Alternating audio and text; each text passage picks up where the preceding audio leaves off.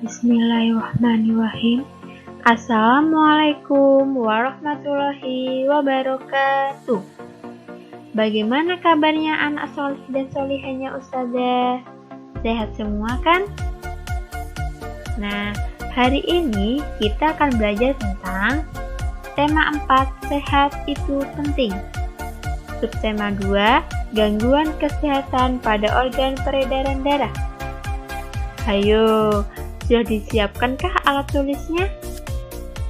Ustazah tunggu ya. 5, 4, 3, 2, 1. Kita lanjut materinya ya.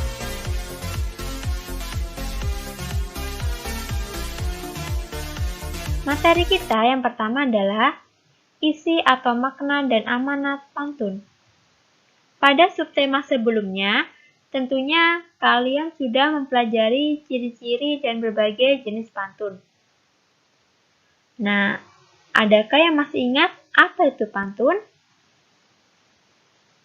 Pantun adalah salah satu seni merangkai kata yang digunakan untuk mengungkapkan perasaan atau maksud tertentu. Nah, di sini Ustazah akan menjelaskan apa yang dimaksud dengan isi atau makna pantun dan apa yang dimaksud dengan amanat pantun. Mohon didengarkan ya anak-anak. Isi atau makna pantun yaitu tujuan dibuatnya pantun tersebut. Sedangkan amanat pantun yaitu pesan atau nasihat yang disampaikan melalui pantun. Bagaimana anak-anak? Sudah paham kan? Kita lanjut materi berikutnya ya.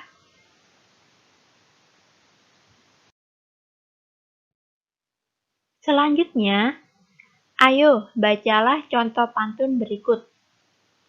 Sore hari berawan jingga, jelas terlihat di atas bukit. Jika kesehatan tidak dijaga, tubuh akan mudah sakit. Berikut adalah contoh pantun. Tentunya kalian sudah mempelajari ciri-ciri pantun kan? Nah, di sini Ustazah akan mengingatkan kembali ciri-ciri pantun. Nah, pada pantun tersebut, yaitu bersaja AB-AB. Terdiri atas 4 baris dalam 1 bait. Setiap baris terdiri atas 8 hingga 12 suku kata. Terdiri atas 2 bagian, yaitu sampiran dan isi. Pada pantun, pada bagian sampiran, terdapat pada baris ke-1 dan ke-2, sedangkan pada bagian isi, terdapat pada baris ke-3 dan ke-4. Jadi, isi atau makna pantun di atas adalah, jika kita tidak menjaga kesehatan, tubuh akan mudah sakit. Pada isi atau makna pantun, yaitu sesuai dengan baris ke-3 dan ke-4. Mohon diperhatikan ya anak-anak.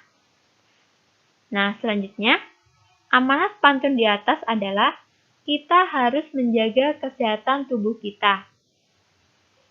Bagaimana anak-anak? Sudah paham kan? Kita lanjut materi berikutnya ya.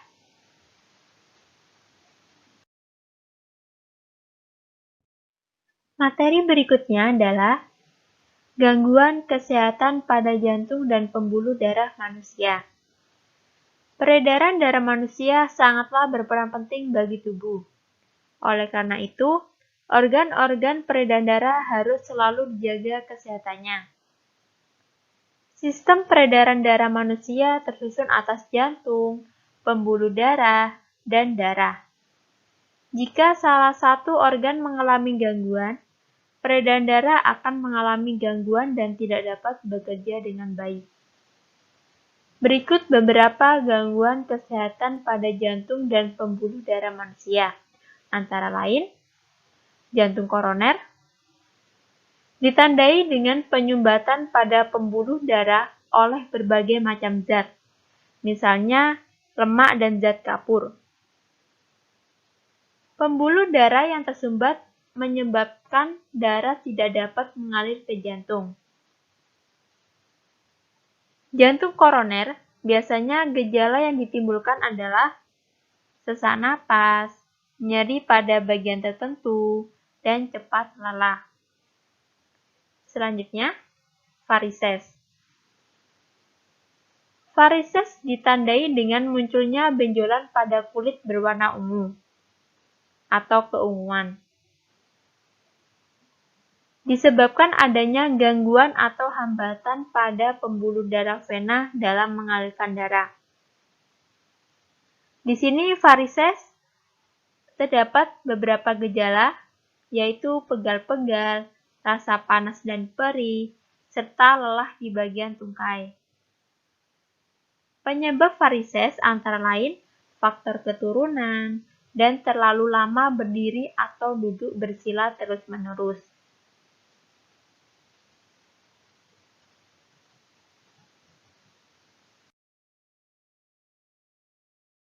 Selanjutnya adalah hipertensi dan hipotensi. Apa itu hipertensi? Hipertensi atau tekanan darah tinggi, yaitu kondisi ketika tekanan darah di dalam pembuluh arteri meningkat, yaitu lebih dari 120/80 mmHg. Angka 120 menunjukkan tekanan darah saat jantung berkontraksi, sedangkan angka 80 menunjukkan tekanan darah saat jantung berelaksasi. Faktor penyebab hipertensi antara lain usia lanjut, gaya hidup tidak sehat, jarang berolahraga, dan stres. Sedangkan hipotensi atau tekanan darah rendah yaitu kondisi ketika tekanan darah di dalam pembuluh arteri menurun, yaitu 90/60 mmHg.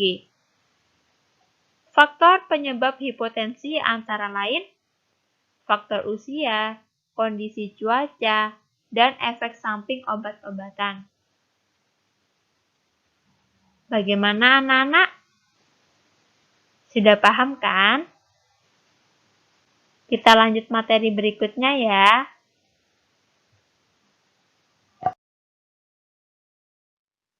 Materi berikutnya adalah perbedaan pantun dan syair. Adakah yang tahu apa itu syair?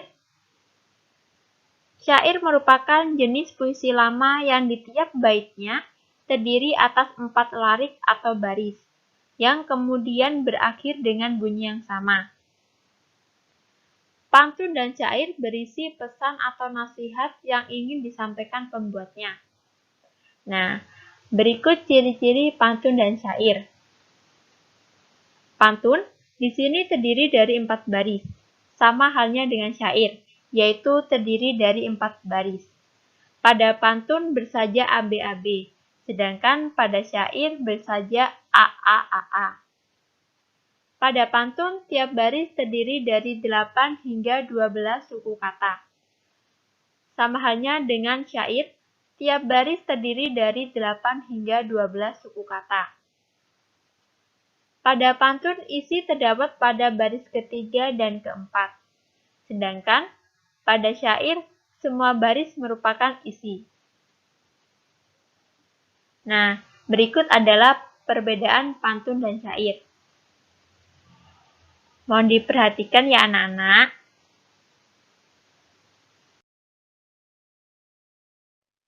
Selanjutnya adalah, ayo perhatikan contoh berikut. Sebutkan perbedaannya. Contoh pantun. Tinggi kokoh berdiri gagah. Tumbuh besar si pohon jati. Lebih baik kita mencegah daripada kita mengobati. Contoh syair. Jagalah kesehatanmu, jagalah makananmu, agar selamat hidupmu hingga di hari tuamu. Nah, dari contoh pantun dan syair, adakah yang sudah menemukan perbedaannya? Nah, ya, pada pantun bersaja ABAB, sedangkan pada syair bersaja AAAA. Pada pantun Baris ke-1 dan kedua adalah sampiran, dan baris ketiga dan keempat adalah isi.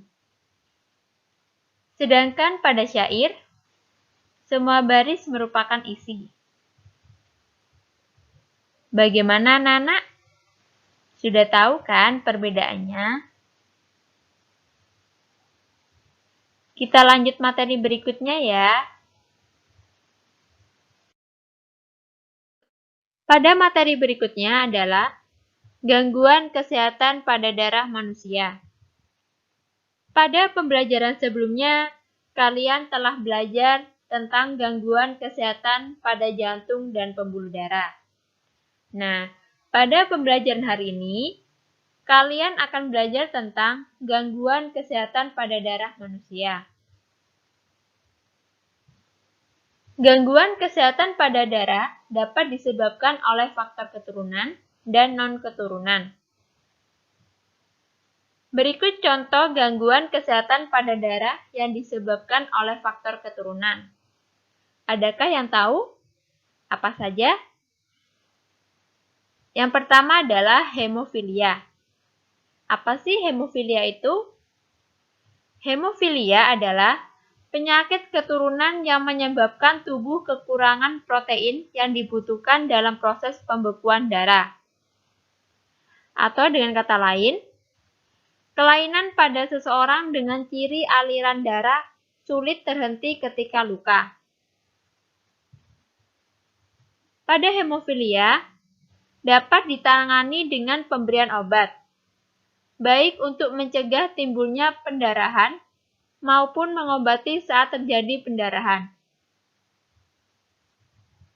Contoh yang kedua adalah talasemia. Adakah yang tahu apa itu talasemia? Talasemia adalah kelainan pada darah yang tidak dapat memproduksi cukup hemoglobin. Atau dengan kata lain, kelainan pada seseorang dengan ciri sel darah merah berbentuk bulan sabit. Gejala penyakit ini antara lain mudah merasa lelah, lemah, hingga sesak napas. Tentunya pada penderita talasemia, sel darah merah tidak bisa berfungsi dengan baik dan mudah rusak sehingga oksigen yang dialirkan ke seluruh tubuh tidak cukup. Jadi, penderita talasemia juga dapat mengalami anemia. Bagaimana, Nana? Sudah paham kan? Kita lanjut ya.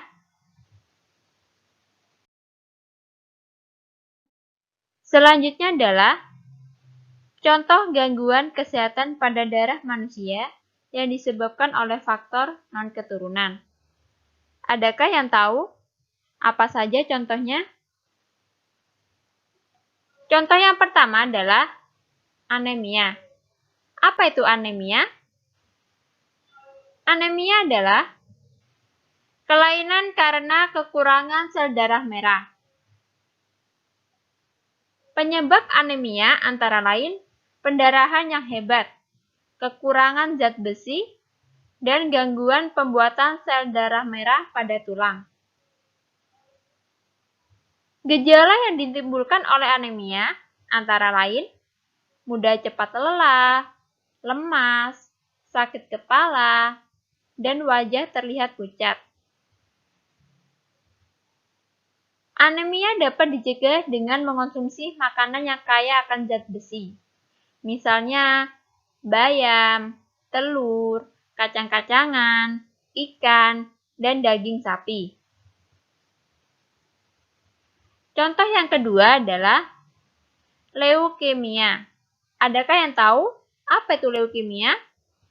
Leukemia adalah kelainan karena kelebihan sel darah putih.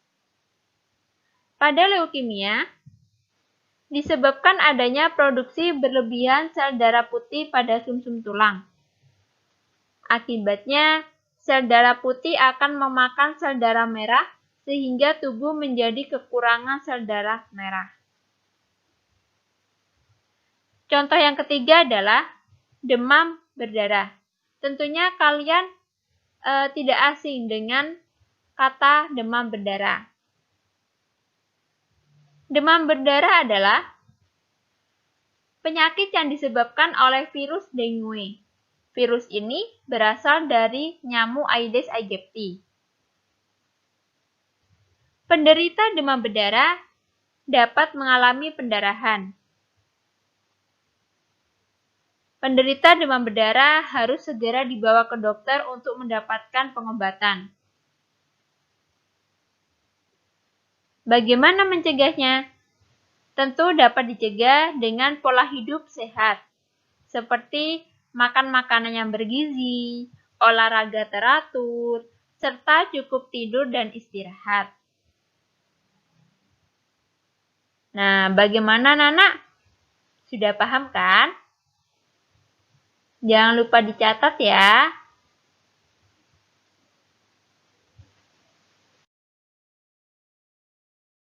Materi selanjutnya adalah properti tata rias dan busana dalam tari kreasi daerah. Contoh yang pertama, properti kuda lumping pada tari kuda lumping beserta tata rias dan busananya. Selanjutnya, contoh yang kedua adalah properti kipas pada tari legong beserta tata rias dan busananya. Dan contoh yang ketiga, properti topeng dan bulu merak pada tari reog beserta tata rias dan busananya. Mohon diperhatikan ya anak-anak.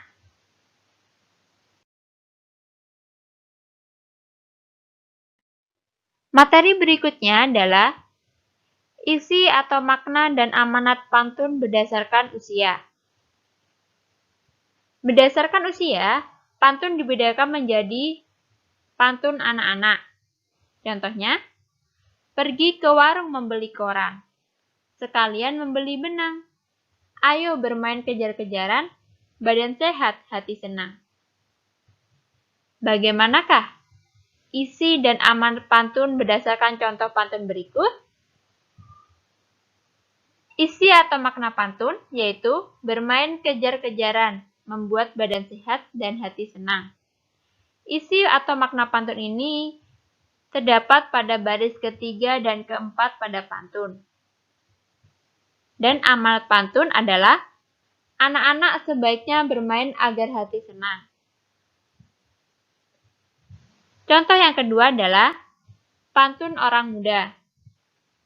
Mengangkat batu setinggi bahu, batu diangkat berat rasanya. Jikalah boleh aku tahu, baju biru siapa namanya. Isi atau makna pantun adalah keinginan seseorang untuk berkenalan.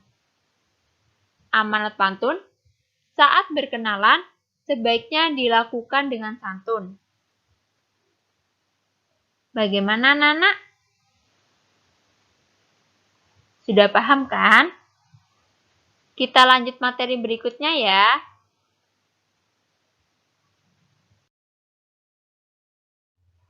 Materi berikutnya adalah interaksi sosial dalam pembangunan sosial budaya.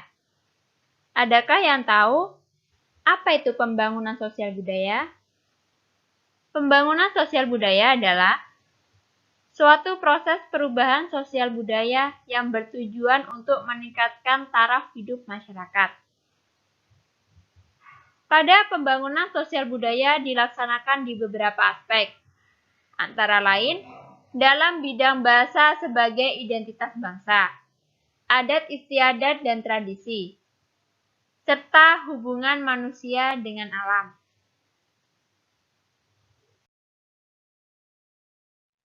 Selanjutnya adalah pembangunan dalam aspek bahasa sebagai identitas bangsa.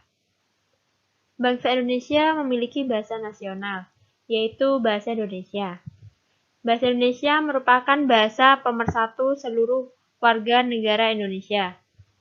Sementara itu, bangsa Indonesia juga memiliki beragam bahasa daerah dari berbagai suku. Nah, di sini pembangunan dalam bidang bahasa antara lain yang pertama adalah bahasa Indonesia diajarkan di sekolah. Tujuannya adalah agar semua warga negara Indonesia dapat berkomunikasi menggunakan bahasa Indonesia dengan baik dan benar. Yang kedua adalah bahasa Indonesia digunakan di sekolah, lembaga pemerintahan, dan tempat umum. Tujuannya adalah sebagai alat komunikasi utama. Yang ketiga adalah bahasa Indonesia dikembangkan oleh pemerintah. Misalnya dengan menyerap kosakata baik dari kosakata asing maupun kosakata bahasa daerah untuk memperkaya kosakata bahasa Indonesia. Dan yang keempat adalah bahasa daerah sebagai kekayaan bangsa Indonesia. Misalnya dengan menggunakan bahasa daerah untuk upacara adat atau percakapan sehari-hari di dalam keluarga.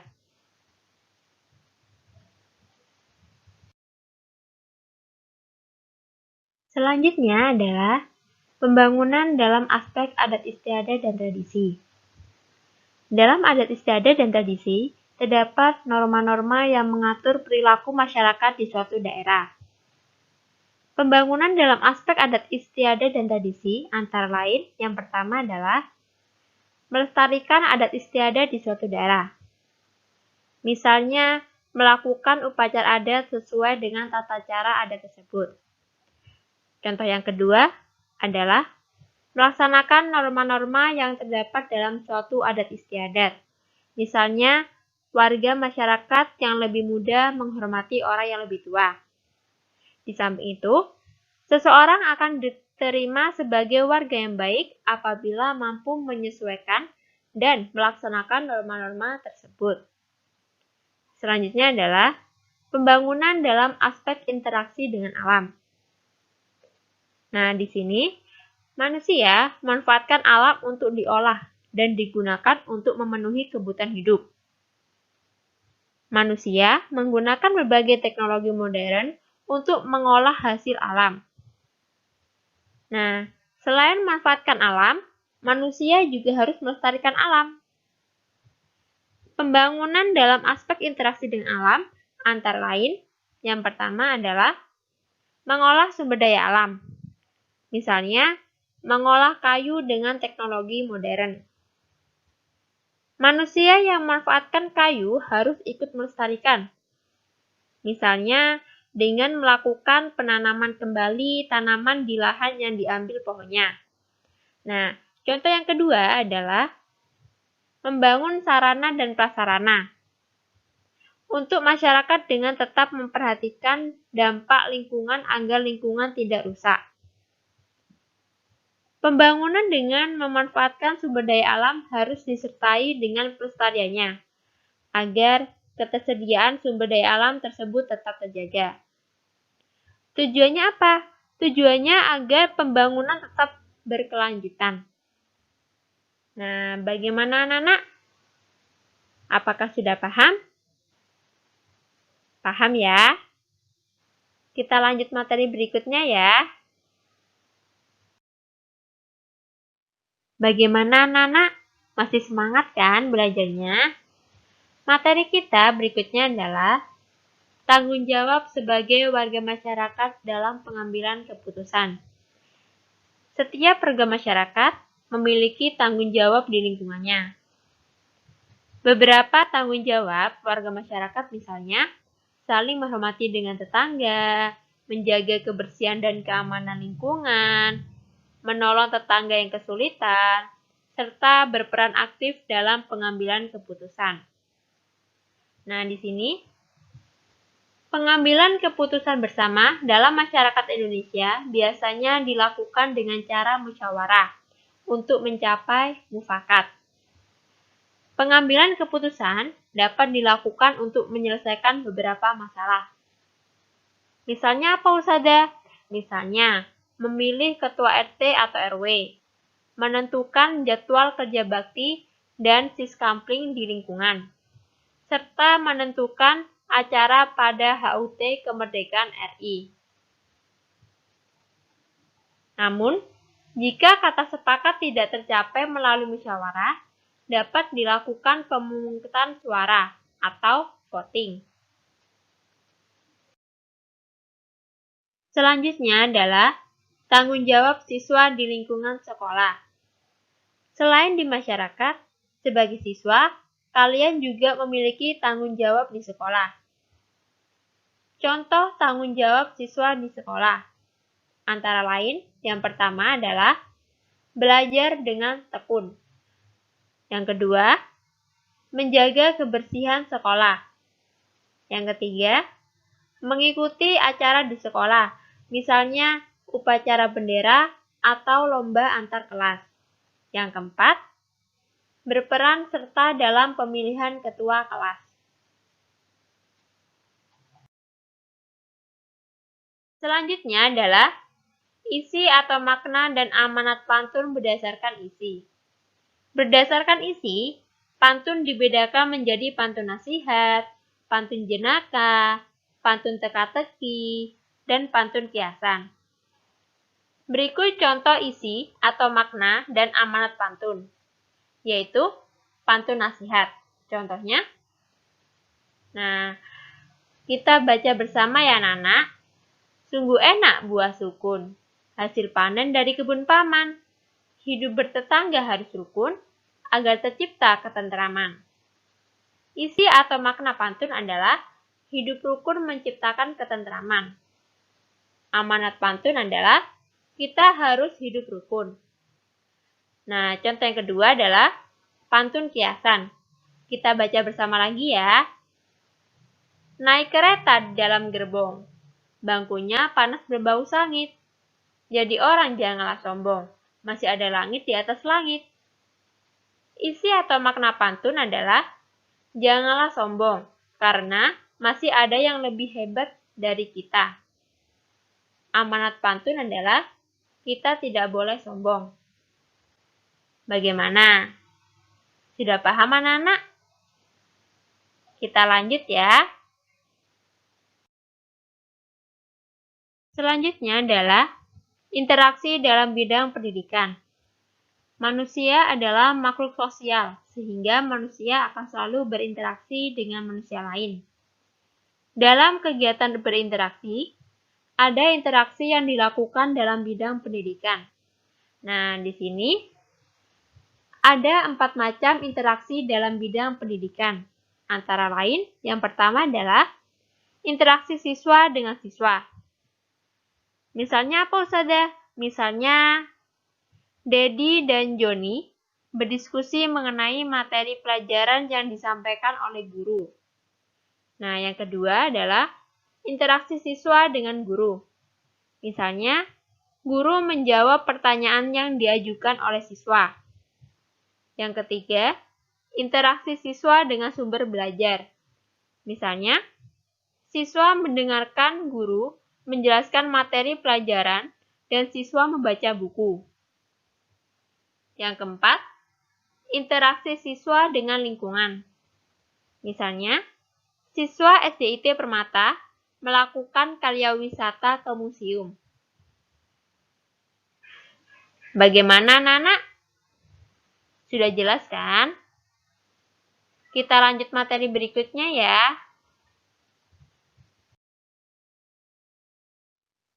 Selanjutnya adalah faktor-faktor yang memengaruhi kesehatan sistem peredaran darah. Pada pembelajaran sebelumnya, kalian telah mengetahui berbagai macam gangguan kesehatan pada sistem peredaran darah. Hayo, masih ingat kan? Gangguan kesehatan pada sistem peredaran darah dapat mengganggu dan menghambat segala aktivitas. Berbagai gangguan kesehatan sistem peredaran darah dapat dipengaruhi oleh berbagai macam faktor. Antara lain, yang pertama adalah gaya hidup. Seseorang yang memiliki gaya hidup yang kurang baik, misalnya mengonsumsi makanan berlemak secara berlebihan, tidur larut malam, dan jarang berolahraga, akan berpotensi terkena gangguan sistem peredaran darah. Yang kedua, jenis makanan yang dimakan. Jenis makanan yang kurang bergizi dan terlalu banyak mengandung lemak dapat menyebabkan seseorang terkena obesitas atau tubuh kelebihan cadangan lemak.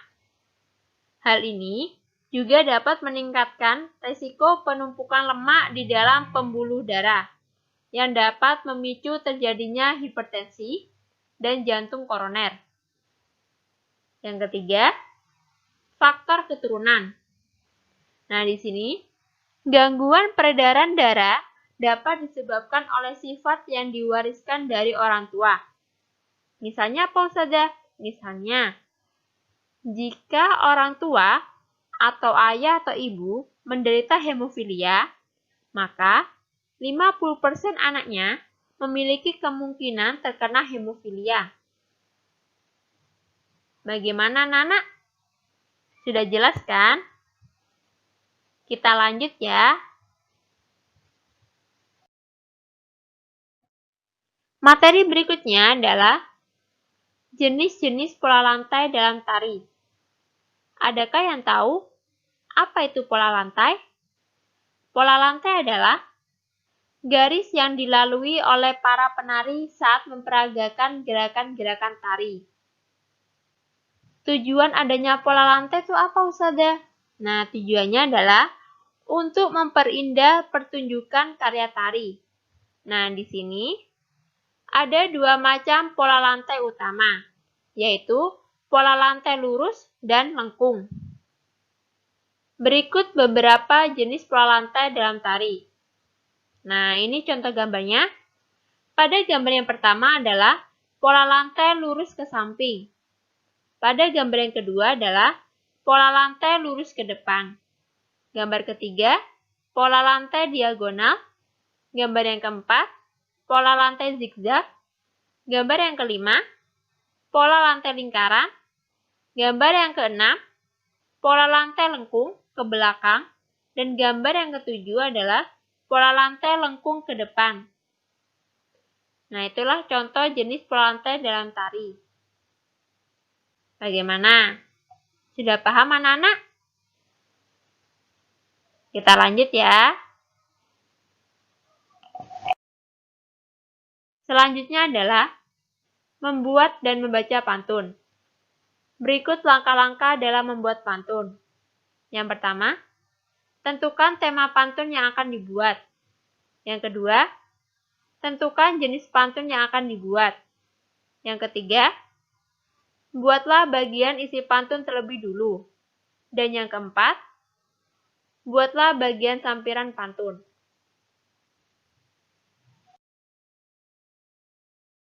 Materi berikutnya adalah pola lantai dalam tari kreasi daerah. Pola lantai dalam tari kreasi daerah memiliki makna. Nah, berikut contoh tari saman memiliki pola lantai garis lurus dan mendatar. Di samping itu, garis lurus memberikan kesan lembut. Garis mendatar memberikan kesan istirahat. Garis melingkar atau melengkung memberi kesan manis. Dan diagonal memberikan kesan kuat. Selanjutnya adalah tanggung jawab dalam melaksanakan tugas. Sebagai seorang pelajar, kalian memiliki tanggung jawab. Salah satu tanggung jawab kalian adalah melaksanakan tugas yang diberikan oleh guru. Nah, berikut contoh bentuk tanggung jawab dalam melaksanakan tugas yang diberikan oleh guru. Antara lain, mengerjakan tugas dengan bersungguh-sungguh, mengerjakan tugas masing-masing sesuai dengan keputusan bersama, dan mengumpulkan tugas sesuai dengan waktu yang telah ditentukan. Salah satu contoh tanggung jawab dalam melaksanakan tugas antara lain yaitu piket kelas.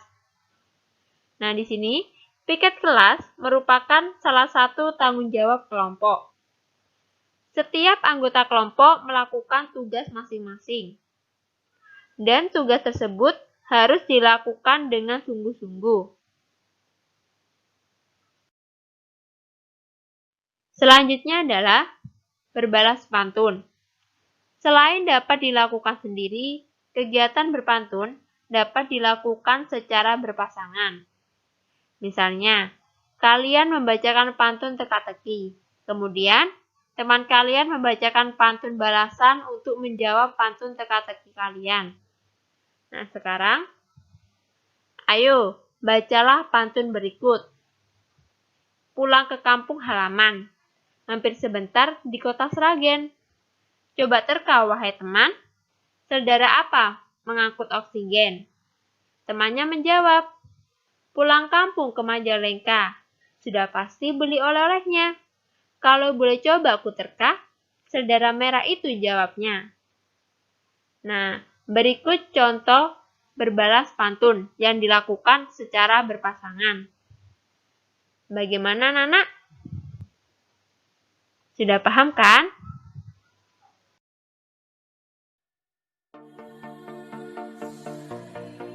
Alhamdulillahirrabbilalamin. Pembelajaran kita hari ini sudah selesai. Semoga apa yang Ustazah jelaskan dapat kalian pahami ya. Apabila ada materi yang kurang dipahami, silakan ditanyakan ke Ustazah ya anak-anak. Sekian dari Ustazah. Wassalamualaikum warahmatullahi wabarakatuh.